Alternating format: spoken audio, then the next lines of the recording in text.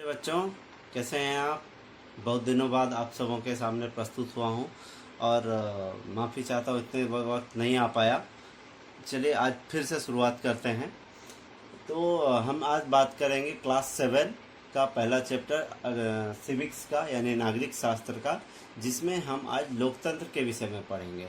तो लोकतंत्र के विषय में पूरी जानकारी के लिए आप पूरी वीडियो को अंत तक देखेंगे ताकि आपको समझ में अच्छी तरीके से आए। मैं बिल्कुल ही आसान शब्दों में लेकर आया हूँ क्योंकि मैं चाहता हूँ कि आप लोग आसानी समझें, बुकिश नॉलेज से थोड़ा बाहर आकर आप अपने शब्दों में समझें। तो चलिए आसान शब्दों में फिर से वीडियो शुरू करते हैं। तो बात करेंगे सबसे पहले लोकतंत्र क्या है। लोकतंत्र के विषय में पढ़ेंगे तो लोकतंत्र के विषय में मैं बता देना चाहूँ, नाम में ही उसका अर्थ छुपा हुआ है। लोकतंत्र, लोकतंत्र कहने का मतलब है लोगों के लिए तंत्र। तो लोगों का, लोगों के लिए, लोगों के द्वारा शासन, ये सिंपल परिभाषा।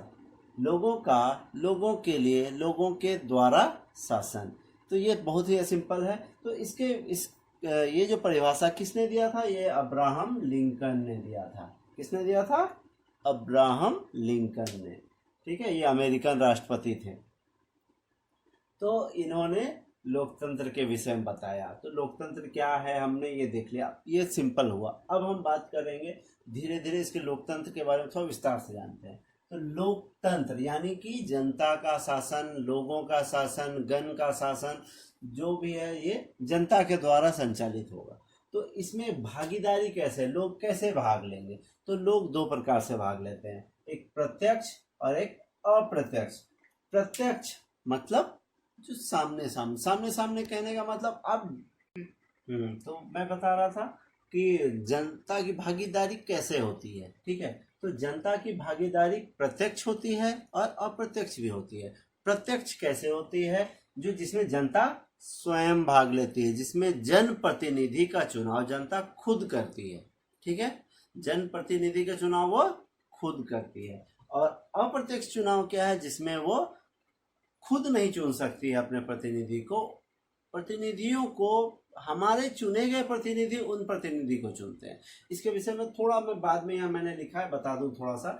तो यहाँ पे देखिए, लोकतंत्र में सरकार का चयन। तो लोकतंत्र में सरकार का चयन दो प्रकार से है, प्रत्यक्ष और अप्रत्यक्ष।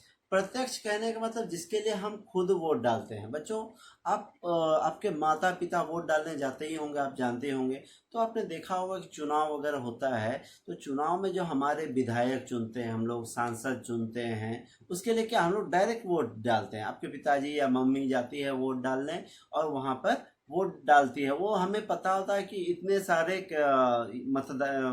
मतलब कैंडिडेट हैं, उन कैंडिडेट में से हमें किसे अपना एमपी बनाना है, यानी मेंबर ऑफ पार्लियामेंट बनाना है, सांसद किसे बनाना है। हमें ये चुनना होता है कि हमें अपना विधायक किसको बनाना होता है। तो वो हम डायरेक्ट चुनते हैं, हमें पता है कि हमको इसमें से कोई एक चुनना है।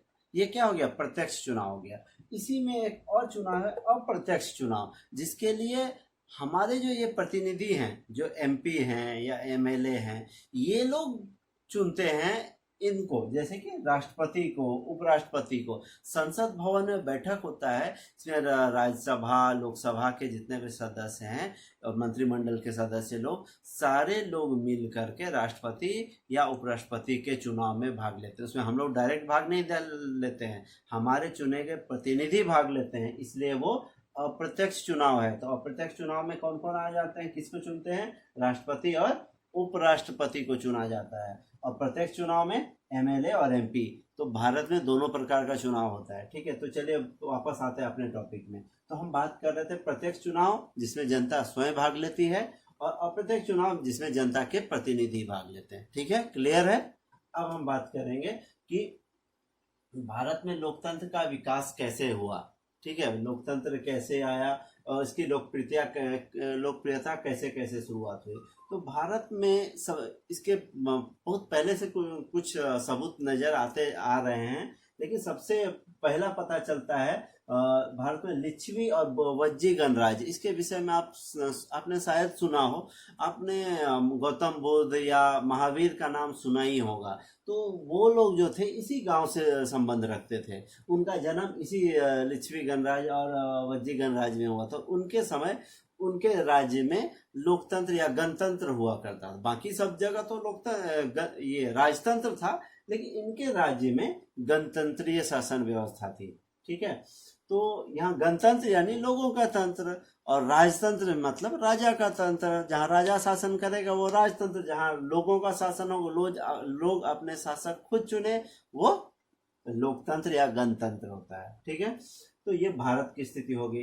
अब मैं यहाँ बात करूंगा ग्रीस। तो ग्रीस यानी कि रोम में क्या हुआ था, तो रोम में पहले से राजतंत्र चले आ रहा है, लेकिन राजतंत्र में क्या होता है कि राजा अगर अच्छा हो तो प्रजा खुश रहती है, हर जगह अच्छा अच्छा काम होता है। लेकिन राजा अगर गलत निकल जाए, वो सिर्फ अपने लिए सोचे, तो लोगों का भला कभी नहीं हो पाता है। तो इसमें लोग उसके विरुद्ध चले जाते हैं। तो रोम में, फ्रांस और रूस में क्या हुआ था, यही हुआ था। 1789 में फ्रांस की क्रांति हुई थी, वो कक्षा 9 में दिया गया है। लेकिन उसी क्रांति के बाद लोगों ने समानता को महत्व को समझा, उन्होंने लोकतंत्र के लिए प्रयास किया। उसके बाद वहां से लोकतंत्र की शुरुआत होने लगी। तो नए आधुनिक युग की बात है। तो धीरे धीरे ये लोकतंत्र पूरे दुनिया में आने लग गया।